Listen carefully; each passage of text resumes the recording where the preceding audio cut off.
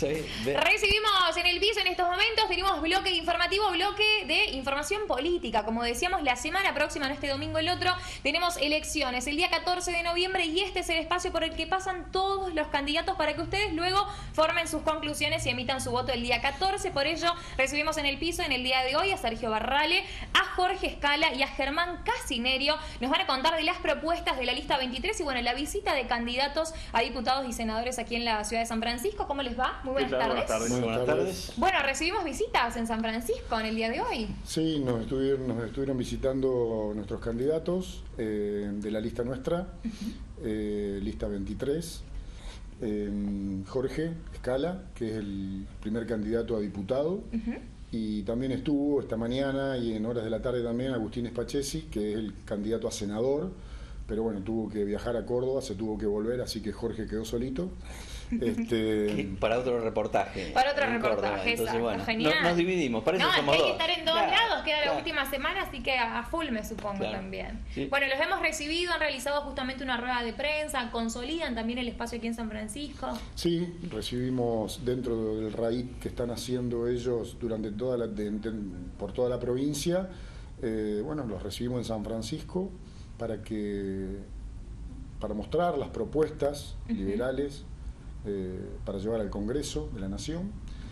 Así que estamos muy contentos por la visita de ellos y sí, hemos estado en todos los medios, con los vecinos de San Francisco y bueno, todavía nos queda bastante para cerrar el día todavía. Una agenda nutrida, sí, digamos, todavía nos excelente. queda bastante todavía. Bueno, hablamos de la lista 23 porque a veces conocemos como partidos también. Vamos a ver en pantalla en un ratito el voto, que es lo que interesa, podríamos decir, es lo que importa porque ha habido algunos cambios de las PASO a esta parte. Ahora, lista 23, ¿qué propuestas tienes? ¿Cómo le va, Jorge? Buenas tardes. Bien, muy bien. Bueno, tenemos un montón de propuestas, la verdad, porque la Argentina está tan mal, la situación es tan desastrosa, lo hago cortito. Sí. En diciembre del 83, cuando se recupera la democracia, había 5% de pobres en la Argentina. Hoy son, entre pobres e indigentes, el 50% o más.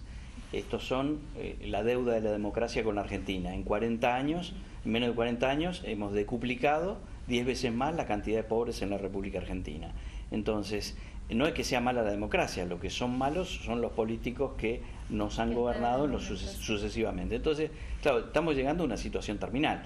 Un país con la riqueza naturales que tiene la República Argentina, que la mitad de la población esté pasando hambre, es realmente calamitoso. Entonces, bueno, las propuestas son muchas. Empecemos por ejemplo, nosotros decimos un problema gravísimo es la inflación. Sí. Bueno, contra la inflación nosotros una propuesta que tenemos es dolarizar la economía, es decir, ¿por qué hay inflación? Hay inflación porque hay un gran déficit público y ese déficit público digamos, de algún modo se financia con emisión monetaria. Se emite moneda, entonces la moneda cada vez vale menos. Pongo un ejemplo muy sencillo. Produzco 300 pesos, o sea, bienes que valen 300 pesos en total. Tengo 100 pesos circulando en la calle. Muy bien. Si tengo un déficit fiscal, tengo que cubrirlo con más emisión. Entonces, este año tengo 100 pesos, el año que viene tengo 130 pesos. Pero sigo produciendo lo mismo. Con lo cual, los bienes que produzco cada vez me valen más en pesos, pero no en realidad, la realidad es la misma. Entonces eso hace que las cosas aumenten el precio. Pero ¿qué pasa? Como yo produzco lo mismo, los sueldos son lo mismo y entonces la gente cada vez se achica en su economía. Lo hemos visto en las villas de emergencia de la ciudad de Buenos Aires, el voto ha sido mayoritariamente para Javier Milei. ¿Y esto qué quiere decir? Esa gente vive mayoritariamente de planes. Y entonces uno dice, ¿cómo la gente que vive de planes está votando a Javier Milei? Por una razón muy sencilla, porque ya no les alcanza. Lo que en su momento, a lo mejor hace 20 años, porque tenemos planes hace 20 años, esto de locos, hace 20 años a lo mejor con los planes yo podía vivir, hoy ya no puedo vivir por la inflación. Entonces, ¿qué es lo que tenemos que hacer? Cortar la maquinita de emitir billetes. Entonces, sustituirlo por dólares. Esto a mucha gente le hace ruido, decir, bueno, dolarizar la economía, entonces ya no tengo moneda, entonces he perdido soberanía. No es así. Esto podría ser así hace muchos años, pero desde la Unión Europea, los países europeos decidieron quedarse sin moneda. Hoy Alemania no tiene moneda y nadie puede decir que no tiene soberanía. Francia no tiene moneda y nadie puede decir que no tiene soberanía. Italia no tiene moneda, España no tiene moneda, tienen el euro. Bueno, nosotros podemos hacer lo mismo, no hay ningún problema. Por supuesto que si yo dolarizo la economía y no bajo el déficit público, dentro de 3, 4, 5 años revienta la economía, como reventó cuando el 1 a 1, ya la convertibilidad no aguantó más. Entonces, lo que tengo que hacer es achicar el Estado. Decíamos la dolarización de la economía, pero tengo que achicar el Estado. ¿Cómo se puede achicar el Estado? Bueno, de muchas maneras. Yo soy abogado. Resulta que ahora los juicios se llevan electrónicamente y entonces sobra un 30 o un 40% de los empleados del Poder Judicial. Sí. Esto mismo sucede en las distintas dependencias públicas. Por supuesto, están contratados, no es culpa de ellos, es un avance tecnológico.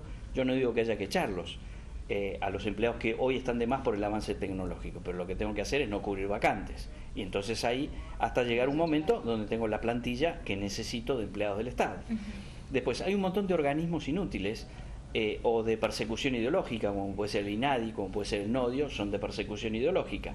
Pero hay otros organismos inútiles como el Ministerio de la Mujer, Géneros y Diversidad, por ejemplo, que tiene un presupuesto que es el triple del presupuesto de defensa.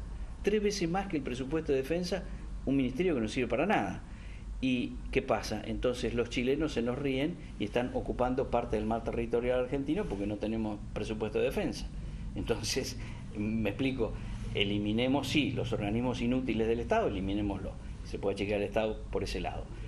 Después, otra cosa que hay que hacer con el Estado es, la Constitución nos dice que es necesario, el único requisito de los empleados públicos y de los funcionarios públicos es la idoneidad. Bueno, ¿cómo puedo saber si una persona empleada del Estado es idóneo? Le tengo que tomar un examen de ingreso. Para ingresar a cualquier cargo me tiene que demostrar que es idóneo a través de un examen, de un concurso.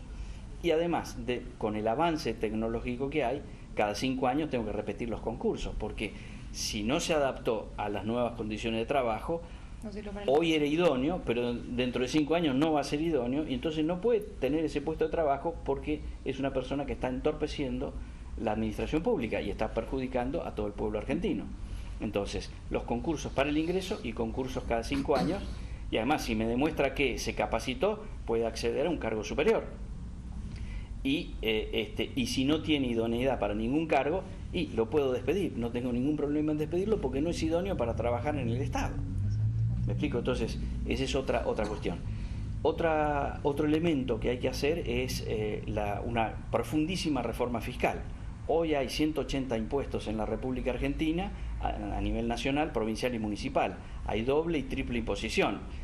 Es imposible. Si yo pago cualquier actividad, si se pagan todos los impuestos que hay que pagar, resulta que yo no tengo para comer.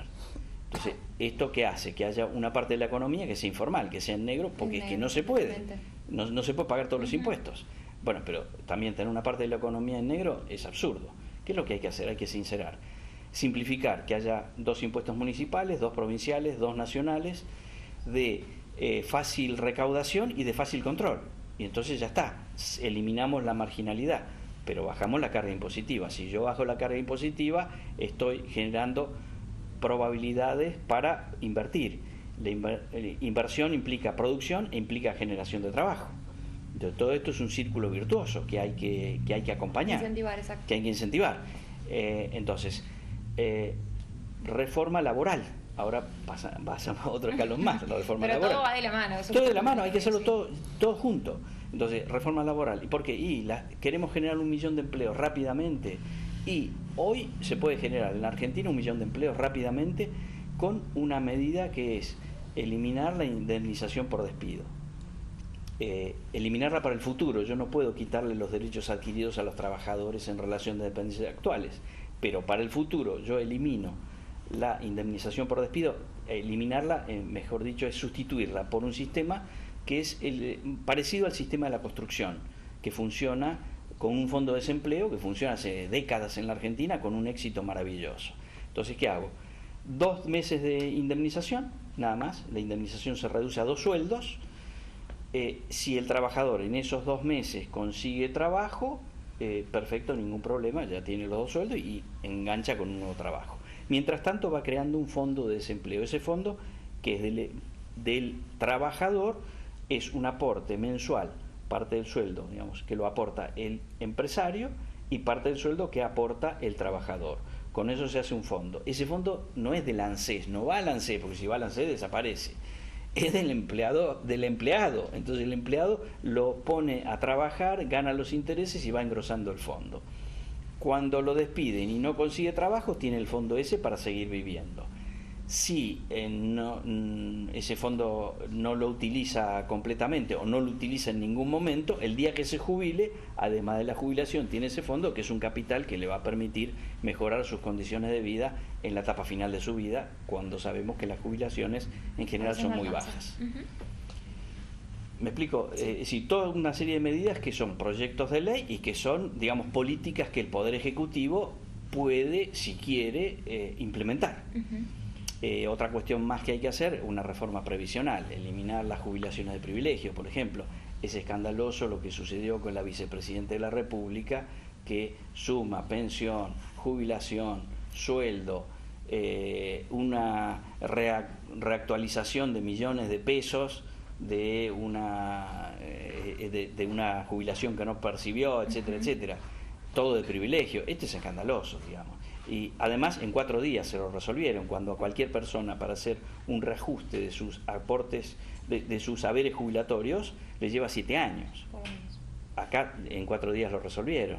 Entonces, a ver, sinceremos, no. Entonces, eliminar las jubilaciones de privilegio, pero después, el sistema jubilatorio o el sistema de previsión social tiene que tener 2 vertientes distintas. Una es la vertiente de un sistema de reparto donde yo aporto todos los meses y cuando me jubilo recibo, o aporto para obra social, para salud y recibo del sistema de aporte.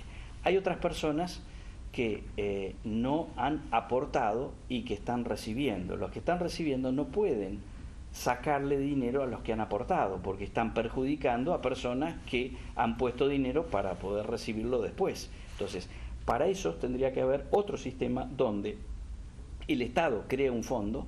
Pues yo entiendo, hay gente que es discapacitada, que no puede trabajar, yo no lo puedo dejar marginado y que Dios lo ayude, necesito un fondo para esa persona, pero esa persona que no va a poder aportar porque no puede trabajar, no lo puedo meter en el sistema de reparto porque estoy cometiendo una injusticia con los demás. Entonces, tengo que hacer una profunda reforma del sistema previsional, que en parte por esto, es decir, la parte más sencilla es el sistema de reparto, que sea un sistema de reparto entre los que aportan. Y lo otro, tengo que tener un fondo para poder atender a esas otras contingencias, pero nunca mezclar. Y la otra cosa que hay que hacer es prohibir que el Estado Nacional financie su déficit manoteando el dinero de los jubilados, obligando al ANSES a comprar bonos públicos, por ejemplo. Bonos públicos que el Estado no se los va a pagar nunca, o se los paga cuando quiere y como quiere. Y en definitiva estoy perjudicando a los jubilados, que es gente que ha aportado durante 30, 40 años y que no recibe lo que le corresponde. ¿Se piensa en los adultos mayores y se piensa también en las nuevas generaciones? Digo, en materia educativa, por ejemplo, ¿alguna reforma en ese sentido? Sí, nosotros tenemos 2 propuestas que creo que pueden revolucionar la educación en la República Argentina. Una primera propuesta es tender, no a hacer obligatorio que todas las escuelas tengan doble escolaridad, no hacerlo obligatorio porque hay lugares donde no se puede, pero sí tender a que haya una doble escolaridad, donde en el primer módulo, digamos turno mañana, se den todas las materias que corresponden al ciclo de acuerdo a lo que deciden las autoridades educativas correspondientes, por ejemplo, matemática, inglés, historia, geografía, lo que sea, todas esas materias. El segundo módulo, que sea propio de la comunidad educativa, que cada comunidad educativa resuelva qué es lo que quiere hacer en ese otro turno. Entonces, por ejemplo, queremos hacer una escuela para violinistas. Muy bien, entonces el segundo turno es violinistas. Se enseña el violín y a otra cosa. O educación física, o inglés, o ciencias duras, o lo que sea. Es decir, que la comunidad educativa sea la que resuelva cuál es la orientación. ¿Esto qué va a dar? Va a dar la libertad. El poder ya no lo tiene el ministro, el burócrata, sentado en un escritorio, sino que el poder lo tienen los padres. Y los docentes también, en una comunidad educativa que resuelve cuál es la orientación de la escuela. Pero esto va además a mejorar la creatividad, porque, claro, si tenemos programas únicos, al final salen uniformados todos los alumnos y todos repiten lo mismo y saben una sola cosa. Acá va a ser creativo, se va a generar una multiplicación de conocimientos y de creatividad. Esa es una propuesta. La segunda propuesta es una propuesta que existe en algunos países, como puede ser cercanos, como puede ser Chile o como puede ser Paraguay, o países como Bélgica, que consiste en esto. Se hace un cálculo de cuánto cuesta la educación de los hijos de primaria, de los chicos de primaria y de los chicos de secundaria. Se hace un promedio. Incluso uno dice, las escuelas de gestión privada, muchas tienen aporte estatal, con lo cual hay dinero del Estado que va a las escuelas de gestión privada. Entonces yo tomo ese dinero y saco un promedio, cuánto cuesta cada chico. Entonces a la familia le doy un bono escolar, un bono por cada chico, un bono por la primaria, otro bono por la secundaria. Son bonos, o sea, no es plata, no hay nada. Pero ¿qué pasa? Los padres anotan con ese bono a sus hijos en la escuela que ellos quieren, no la que les queda más cerca, que es lo que lo obligan ahora a inscribir, sino en la escuela que ellos vean, de acuerdo al otro sistema que decíamos de la creatividad, del proyecto de la comunidad educativa, etcétera, la que realmente yo creo que le calza a cada uno de mis hijos. Y entonces, con eso, ¿qué va a pasar? En 4 o 5 años habrá escuelas que multiplicarán su matrícula, se llenarán de alumnos, porque son buenas, porque tienen buenos proyectos, tienen buena orientación y sus docentes están capacitados, saben, son docentes de vocación, etcétera, se van a llenar de alumnos. Y donde no haya creatividad, donde no haya buena voluntad, a lo mejor de los docentes, que no tengan vocación, que sean trabajadores de la educación, pero que no tengan vocación, entonces esas escuelas se van a quedar sin alumnos. Y con esto, en 4 o 5 años, hemos revolucionado la escuela en la República Argentina. Y eliminamos un gran drama, el drama actual, que es 50% de los chicos no terminan la secundaria. De los que terminan la secundaria, el 50% no entiende un párrafo de 5 renglones. O sea, terminó la secundaria, pero no entiende, es analfabeto funcional, no entiende lo que lee, y que es lo mismo que nada. Estamos en una economía del conocimiento. Acá, el que no esté capacitado no va a conseguir trabajo, y si no consigue trabajo, queda excluido de la sociedad. Con este sistema lo que hacemos es recuperar a la juventud argentina, darle un porvenir y hacerle saber que el futuro de ellos no está en Ezeiza, sino que el futuro de ellos está en la propia Argentina. Hablando justamente, bueno, para no quitarle más tiempo también, de esto de procesos de 4 a 5 años, y teniendo en cuenta que a veces los argentinos somos un poco más exitistas de lo que ocurre en el día de hoy, ¿qué le diría, qué mensaje le daría para que los acompañen en el próximo mes de noviembre y para que tengan en cuenta esto, que no son procesos que se dan de un día para el otro, sino de que llevan tiempo, pero tenemos que acompañar ese proceso en el tiempo también? Sí, yo diría 2 cosas. El 14 de noviembre los cordobeses, todos los argentinos, pero me refiero a Córdoba, nos vamos a encontrar con el siguiente dilema: más de lo mismo o algo nuevo. Más de lo mismo son las alternativas que hay. Repito, diciembre del 83, 5% de pobres, actualmente 50% de pobres. Han pasado de distintos colores, no voy a mencionar los colores que pasaron porque no da lo mismo y además todos lo sabemos. Pero en el fondo es el oficialismo nacional, el oficialismo provincial y la pseudo oposición nacional y provincial son más de lo mismo. ¿Por qué? Porque se han votado todas las leyes que nos han llevado a la destrucción. El año pasado nos han puesto en prisión preventiva a todos, donde si salías a la calle para comprar 1 kilo de pan, te caía un patrullero y te llevaba preso. Es decir, y esto lo han firmado todos y lo han aprobado todas estas mayorías, digamos. Entonces, la opción es más de lo mismo. Si yo voto a la misma gente, voy a tener el mismo resultado, pero como lo hemos visto, un poquito peor, siempre un poquito peor. Pasamos de Guatemala a Guatepeor, pero es inexorable, siempre un poquito peor. Entonces las opciones son: tengo un montón de boletas, bueno, no tantos, van a ser 7 boletas nada más. De las 7 boletas tengo 3 que son de más de lo mismo y no llego a nada. La boleta de la izquierda es una boleta, digamos, están con un discurso de hace 150 años que ha fracasado en todos los lugares donde lo han implementado y lo han tenido que implementar con una ametralladora. Tampoco me sirve para nada. Tengo las otras opciones. Dentro de esas opciones, me parece que la lista 23, este es el voto, o sea, azul arriba, blanco con las caritas, ahí van a ver mi caripela, y rosa abajo. Eso creo que es lo mejor, es la opción. ¿Por qué? Porque nosotros venimos de la actividad privada, venimos de la actividad privada, sabemos lo que hay que hacer, tenemos el coraje de decirlo y la valentía de poder llevarlo a la práctica. Y bueno, dennos una oportunidad. Hasta ahora no hemos tenido una oportunidad, dennos una oportunidad.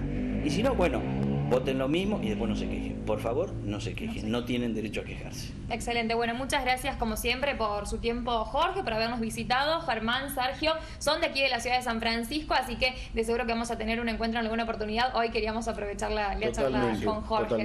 Muchísimas gracias por habernos visitado. Nos encontramos la semana próxima en la previa de las elecciones de nuestro país. Muchas gracias. Muchas gracias. Las gracias a ustedes. Por favor, nos vamos a ir a una nueva pausa y ya venimos.